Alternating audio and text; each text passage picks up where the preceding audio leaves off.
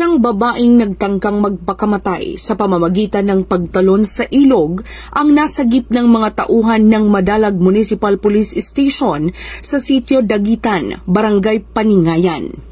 Ayon sa ulat ng pulisya, natagpuang umiiyak at nakahiga sa ilog ang babae, isang residente ng Barangay Tigbawan, may asawa at ina ng 4. Lumabas sa paunang investigasyon na personal na problema at matinding kahirapan ang posibleng nagtulak sa kanya sa desperadong hakbang. Sa halip na puwersa, gumamit ng mahinahong pakikipag-usap at pag-unawa ang mga pulis upang kumbinsihin ang babae.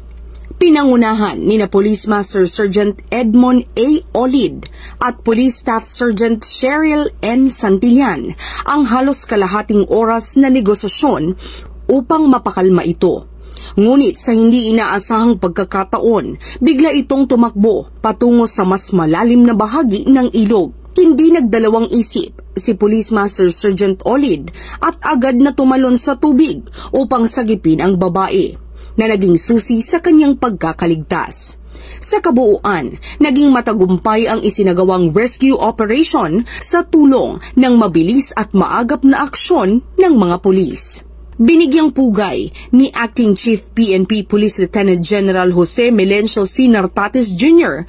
ang kabayanihang ipinakita ng mga tauhan ng Madalag MPS at inihalin tulad ito sa layunin ng PNP na maging tagapangalaga hindi lang ng batas kundi ng buhay. Ang insidente ay sumasalamin sa panawagan ni Pangulong Ferdinand R. Marcos Jr.